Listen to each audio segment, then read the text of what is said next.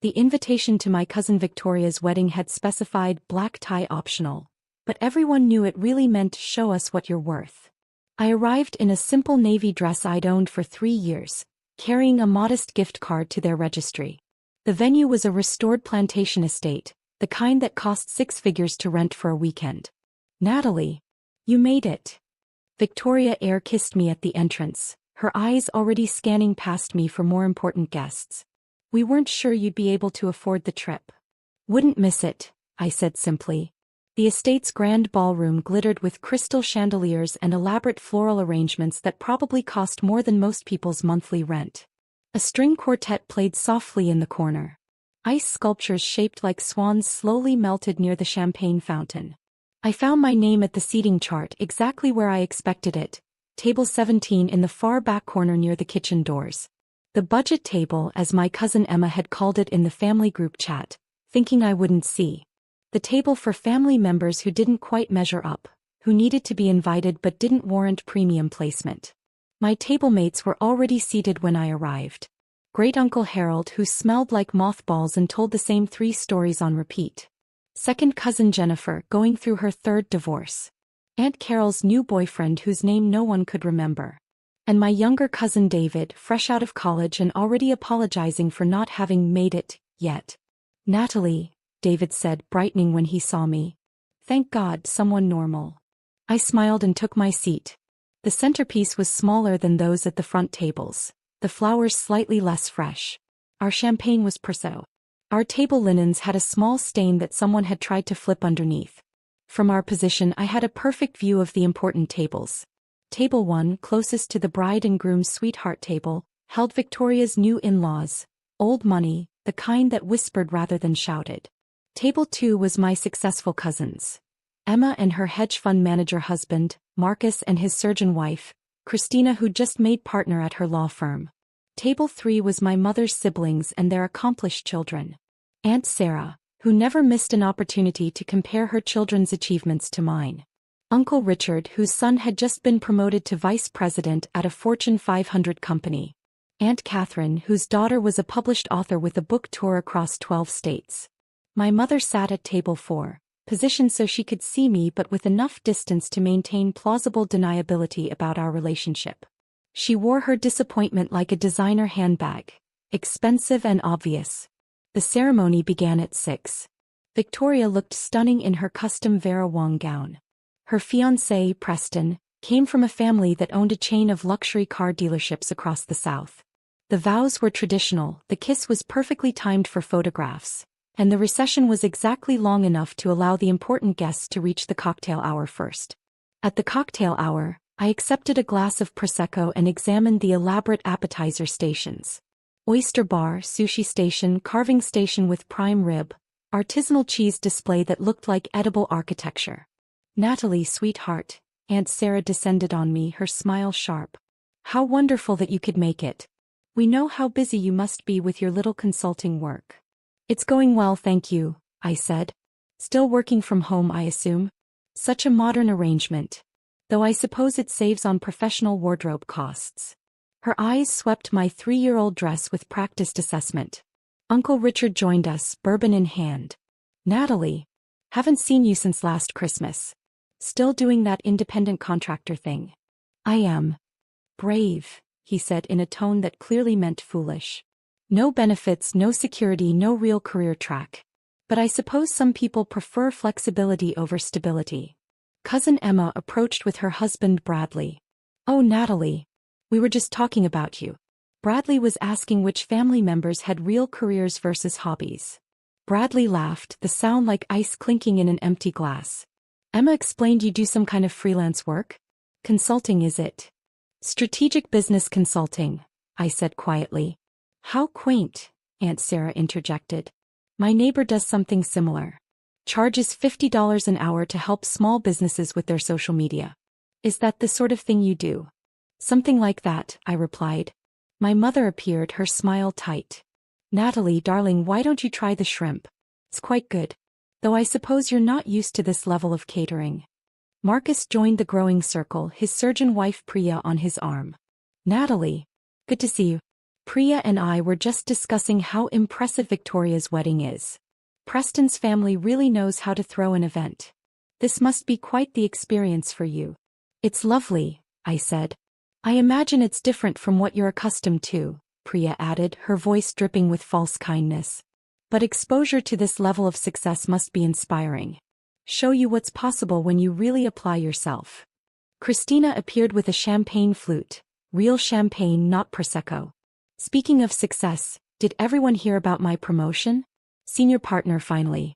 The firm is giving me the corner office and doubling my support staff. Congratulations erupted around the circle. Aunt Sarah beamed. Uncle Richard raised his bourbon and toast. My mother's face lit up with the kind of pride I'd never seen directed at me. That's real achievement, Uncle Richard declared. Partnership at 39. That's the kind of success we value in this family. Not everyone can reach those heights, Aunt Sarah said, glancing at me. Some people are satisfied with simpler paths. And that's fine too. The world needs all types. The dinner bell chimed, calling us to our assigned tables. I returned to table 17, where Great-Uncle Harold was already halfway through his first story. The salad course arrived. Baby greens with vinaigrette for us, while I could see the front tables receiving arugula with pear, candied walnuts and gorgonzola. From my seat I watched the important tables. Watched Aunt Sarah hold court, describing Christina's promotion in elaborate detail. Watched Emma show off photographs of her new summer home in the Hamptons. Watched Marcus discuss his latest research paper that was under review at a prestigious medical journal. My mother kept glancing back at me, her expression a mixture of pity and embarrassment. The main course arrived. Our table received chicken. Slightly dry, clearly from the first batch that had been sitting too long. The premium tables got filet mignon and lobster tail.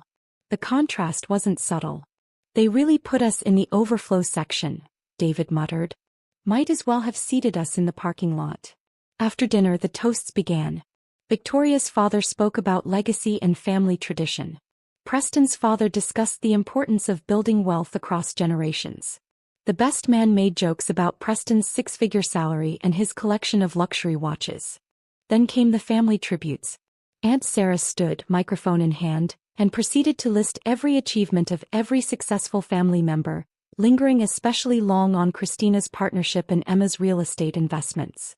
Our family, she concluded, has always valued excellence, ambition, and real measurable success. We're so proud of all our high achievers. Her eyes swept past table 17 like we were furniture. The dancing started. I stayed seated watching couples fill the floor. Victoria danced with her father, then Preston, then began circulating through the important guests. She didn't make it to the back tables. Emma appeared at my table slightly drunk, her smile predatory. Natalie. Having fun back here in budget seating? She laughed loudly. I told Victoria we should have had a kids' table too, for the family members who haven't quite grown up career-wise. Emma, David said quietly, that's not. Oh, don't be sensitive, Emma waved him off. Natalie knows I'm teasing. We're all family here. Some of us just happen to work harder and aim higher. She gestured vaguely at my dress. But there's dignity in simplicity, right? Not everyone needs designer labels and career prestige. She walked away laughing at her own wit. Aunt Catherine approached next, her daughter Lauren in tow. Natalie, dear, Lauren just signed a contract for her second book. A major publisher, six-figure advance, book tour across 3 countries. Congratulations, I said to Lauren.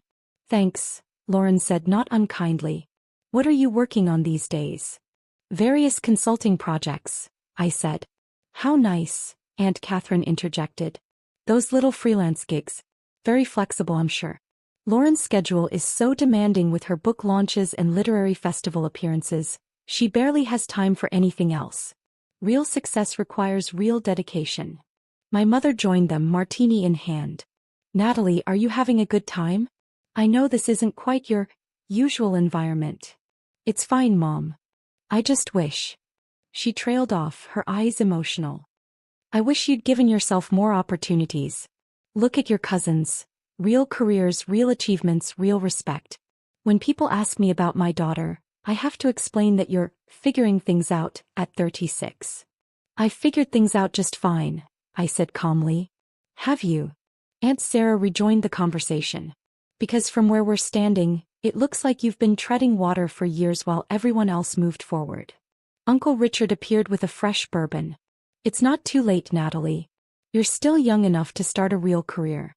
I could ask around, see if anyone needs entry-level staff. You'd have to start at the bottom, obviously, but at least it would be legitimate work.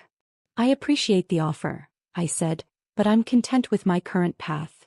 Content, my mother repeated sadly. That's the problem. You're content with mediocrity while your cousins chase excellence. The speeches continued. More toasts, more tributes to success and achievement and the importance of marrying well and building empires and leaving legacies. Each word felt designed to emphasize the divide between the important tables and Table 17. Victoria's new mother-in-law gave a speech about the importance of surrounding yourself with excellence. You become like the 5 people you spend the most time with, she declared. Choose successful people and you'll become successful. Choose mediocrity and well. She didn't finish the sentence. Didn't need to. At 9 o'clock, Victoria announced a special surprise. Preston and I wanted to do something different for our wedding entertainment, she said, her voice amplified through the sound system. We're going to stream the International Business Leadership Awards live. Preston's father is receiving a Lifetime Achievement Award, and we thought it would be wonderful to share this moment with all of you. Applause rippled through the room. Clearly, most of the important guests already knew about this. A massive projection screen descended from the ceiling. The lights dimmed. The awards ceremony livestream began, showing an elegant ballroom in New York City filled with people in formal attire. The ceremony opened with a montage of past winners. CEOs of major corporations. Founders of billion-dollar startups. Leaders who'd revolutionized entire industries. The host appeared, a famous business journalist whose books I'd actually read. Welcome to the 25th Annual International Business Leadership Awards, she announced. Tonight we honor the visionaries, the innovators, the leaders who have fundamentally transformed how we do business in the modern era. At Victoria's wedding, the front tables watched with interest. Table 17 was mostly ignored. Great-Uncle Harold had fallen asleep and Jennifer was scrolling through her phone. The ceremony began with the smaller categories. Innovation in technology. Breakthrough Startup of the Year. Excellence in Sustainable Business Practices. Each winner gave a brief speech, accepted their crystal trophy and exited. Aunt Sarah turned in her seat to look at me. Even from this distance I could see her smirk. This was exactly her kind of event. Celebrating the type of success she valued, the type she wished I'd achieved. The host returned to the podium. And now we come to our major awards of the evening. First, the Global Impact Award, presented to the individual whose business has created the most significant positive change across multiple countries and industries. The screen showed images of hospitals, schools, clean water facilities, manufacturing plants, community centers. All funded and built by the award winners' corporation and charitable foundation. This year's recipient, the host continued, has built an enterprise that operates in 37 countries, employs over 60,000 people, and has pioneered breakthrough approaches to ethical supply chain management, sustainable manufacturing and corporate social responsibility. More images flashed. Factories with solar panels, employee programs providing free education and healthcare, community investment initiatives, environmental restoration projects. Their work in transforming traditional consulting into a model that empowers local businesses in developing economies has created over 200,000 jobs globally. Their charitable foundation has donated $1.8 billion to education and infrastructure development. Victoria's guests were watching with polite interest. This wasn't Preston's father, his award was later. But it was impressive enough to maintain attention. Ladies and gentlemen, the host said, the Global Impact Award goes to Natalie Morrison, founder and CEO of Morrison Global Strategic Consulting. The wedding reception erupted in confused whispers. On the screen I appeared, walking onto the stage in New York City in a custom-tailored black gown, hair professionally styled, diamonds at my throat and ears. I looked nothing like the simple woman in the navy dress sitting at table 17. That can't be, Aunt Sarah started. Is that our Natalie? Emma's voice carried across the room. My mother's martini glass slipped from her hand, shattering on the floor. On screen, I accepted the crystal trophy, shook hands with the host, and approached the microphone. Thank you. My voice echoed through both the New York ballroom and Victoria's wedding reception. When I started Morrison Global 13 years ago, people thought I was crazy to leave a stable corporate job to pursue independent consulting. My family was particularly concerned. Nervous laughter rippled through both audiences. I was told I was choosing a hobby over a real career, I continued. That freelancing was just a temporary phase. That I needed security, benefits, a traditional path. But I saw something different. I saw an opportunity to revolutionize how businesses approach strategic consulting, particularly in emerging markets. The screen showed graphs of exponential growth, maps of global expansion, photographs of the lives changed by Morrison Global's work. Today, Morrison Global operates in 37 countries with offices in 23 major cities. We employ 63,000 consultants, analysts, and support staff. Last year, our revenue exceeded $4.3 billion, with 40% going directly back into our charitable foundation and employee profit-sharing programs. At Victoria's wedding, the silence was absolute. I built this company quietly, I said from the screen. I've never sought publicity or recognition. I've maintained a simple personal life, working from a home office, avoiding the trappings of wealth that many associate with business success. Because the success was never about me, it was about proving that business can be a force for genuine good in the world. The host returned to the stage. Ladies and gentlemen, Natalie Morrison has been called the most influential management consultant of her generation. Her client list includes 17 Fortune 500 companies, 12 national governments, and the United Nations Development Program. Her personal net worth is estimated at $3.8 billion, making her one of the youngest self-made female billionaires globally. Emma made a choking sound. The live stream continued with my acceptance speech. I discussed Morrison Global's expansion plans, our commitment to ethical business practices, our goal of creating 1 million jobs globally by 2030. I thanked my team, my mentors, the clients who trusted us. I didn't mention my family. Didn't thank them. Didn't acknowledge their existence. The camera panned across the New York audience. I could see the CEOs I'd consulted for, government ministers I'd advised, fellow entrepreneurs I'd collaborated with. An audience of actual peers, actual colleagues, actual respect. Victoria's wedding reception remained frozen. On screen, I finished my speech to thunderous applause and exited the stage. The awards ceremony continued. Preston's father received his Lifetime Achievement Award for building a successful regional car dealership chain. Respectable, certainly. But after my segment, it felt almost quaint. Local success versus global impact. Millions versus billions. When the live stream ended and the lights came back up, Victoria stood at her microphone, face pale. I didn't know, she stammered. Natalie never said. Every head in the room turned to look at table 17. Great-uncle Harold had woken up during the commotion. Did I miss something? He asked. The silence broke like a dam bursting. Aunt Sarah stood abruptly, her chair scraping loudly. This is impossible. Natalie, you're a freelance consultant. You work from home. You drive a 10-year-old Honda. I do, I confirmed calmly. I like that car. It's reliable. My mother was crying, actual tears streaming down her face. You let us think. All these years, we thought you were struggling. You assumed I was struggling, I corrected. I never said I was. Emma appeared at my table, her face a mottled red. You own a multi-billion-dollar company? You employ 60,000 people? And you sat here while I mocked you? You seem to be enjoying yourself, I said.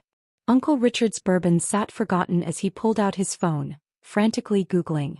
Morrison Global Strategic Consulting. Oh my God. Oh my God. Real. Natalie, you're on the Forbes billionaire list. Number 743. You're worth $3.8 billion. The estimate is slightly high, I said. It's closer to 3.6 after the latest charitable donations. Christina had gone pale. You work with Fortune 500 companies. Your client list. These are the biggest corporations in the world. They have interesting challenges, I said. I enjoy solving complex problems. Marcus was reading from his phone, his voice shaking. You advised the UN on their sustainable development programs. You consulted for the World Bank. Natalie, you've met with heads of state. 12 heads of state, I clarified. 13 if you count the Secretary General, though technically that's not a state. Aunt Catherine looked like she might faint. Lauren's book deal, her 6-figure advance, is wonderful, I said sincerely. Writing is hard work. She should be proud. But you just won an award in front of thousands of business leaders, Aunt Catherine continued. You're wearing a gown that probably costs more than my 3-year-old navy dress? I suggested. Yes. I have appropriate attire for business functions. I just don't wear it to family events. Victoria had descended from the head table, Preston trailing behind her looking confused. Natalie, I seated you at table 17. I put you in the back. Near the kitchen. I noticed, I said. But you're more successful than everyone here combined. You should have been at the head table. You should have been honored, featured, celebrated. Should I have been? I asked. What changed between 6 hours ago and now? We didn't know. Victoria protested. Exactly, I said. You didn't know. You assumed. You judged. You seated me according to what you perceived as my value, not according to my relationship to you. My mother was at my side now, gripping my arm. Why didn't you tell us? Why did you let us treat you like a failure? Did I let you treat me like a failure? I asked gently. Or did you choose to treat me that way regardless of my actual success? Priya spoke up, her surgeon's composure cracking.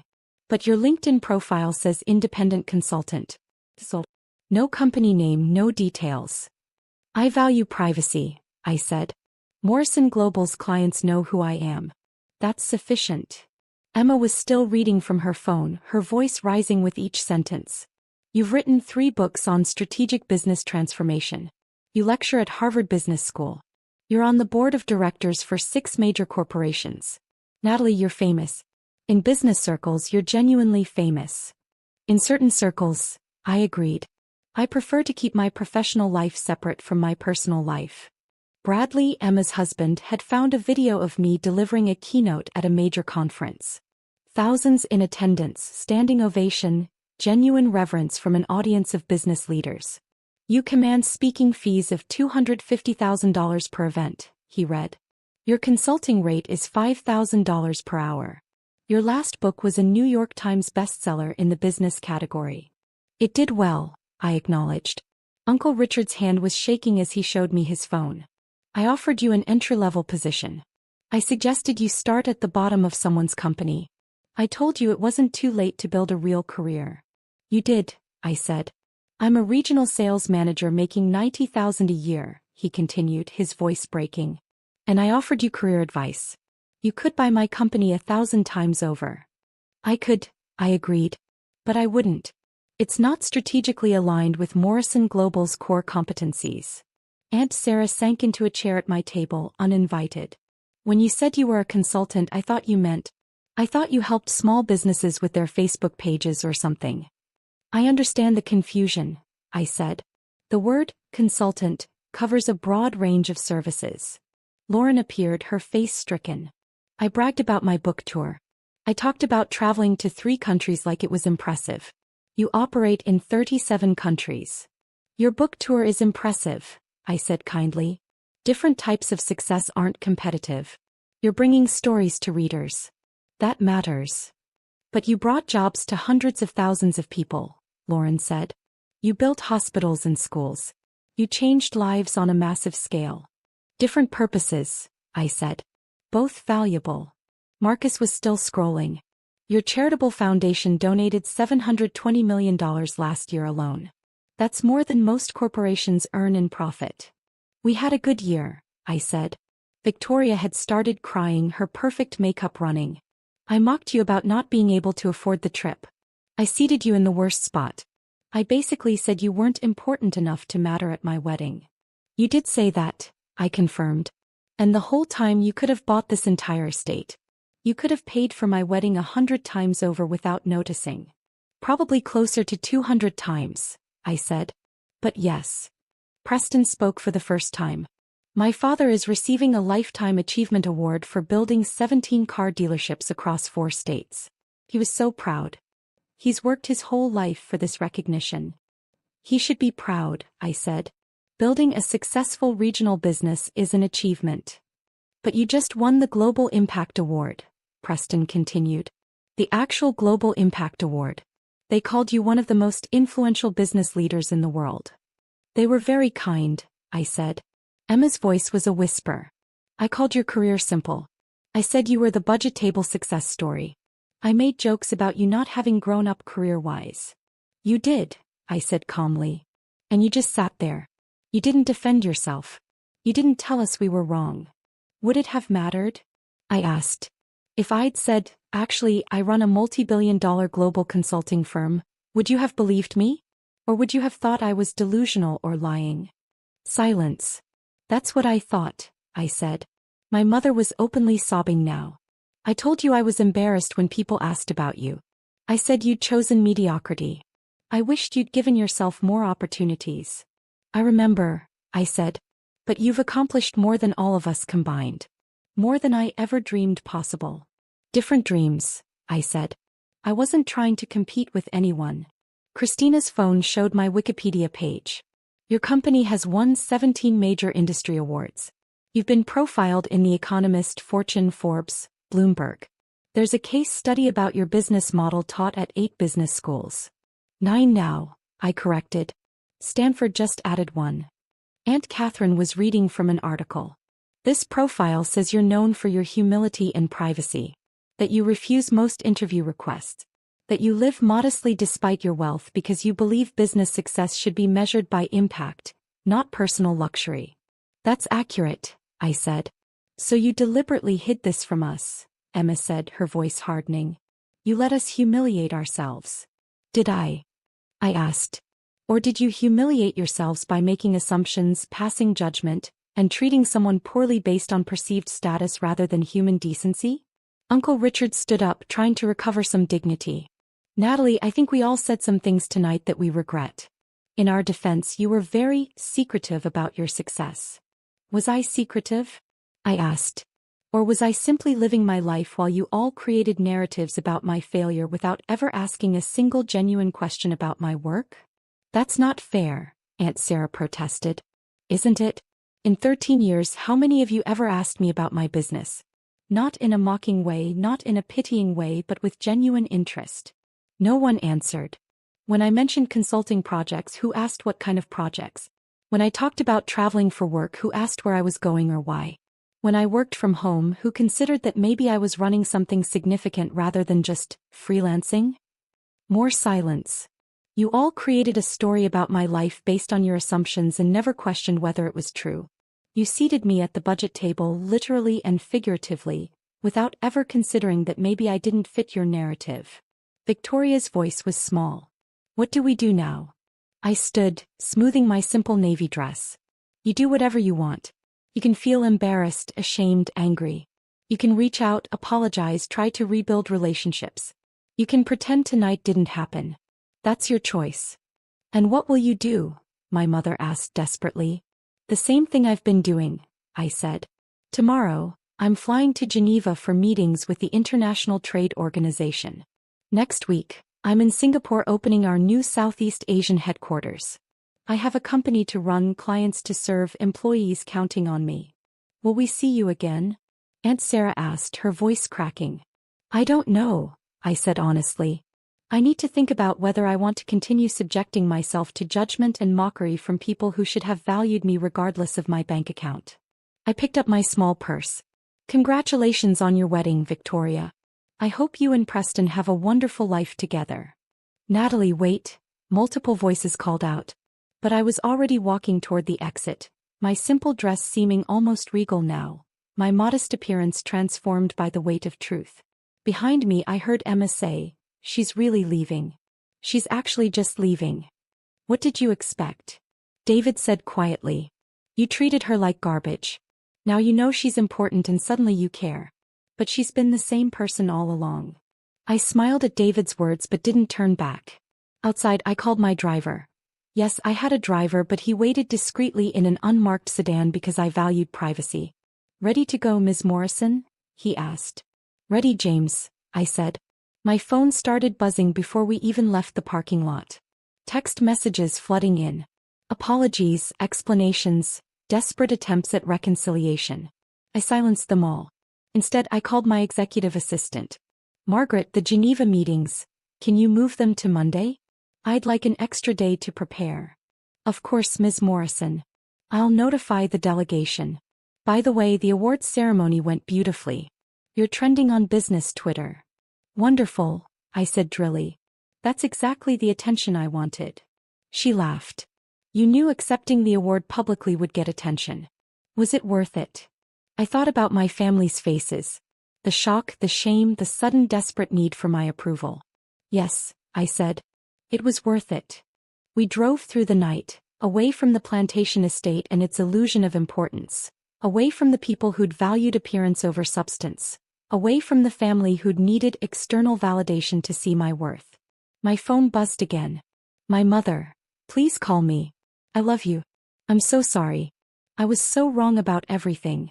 Rebecca, I don't even know what to say. I'm ashamed. Can we talk? Uncle Richard, I was completely out of line. You deserved respect regardless of your career. Please forgive me. Even Emma, you have every right to hate us. I hate myself right now. What I said was unforgivable. I put the phone away and watched the city lights blur past the window. They were sorry now. Now that they knew. Now that they'd seen the proof on a screen, heard it from an authoritative third party, seen the numbers and awards and validation from people they considered important. But would they have been sorry if I'd remained what they thought I was? A struggling freelancer with a simple life and modest means? I already knew the answer.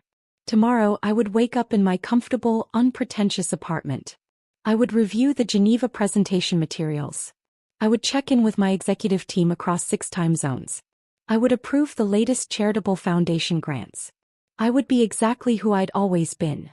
A person who measured worth by impact rather than appearance, by character rather than status, by genuine accomplishment rather than superficial markers of success. And I would do it all without needing their validation, their approval, or their belated respect. The road ahead was dark and quiet, but I'd never felt more clear about my path. Some families love you for who you are.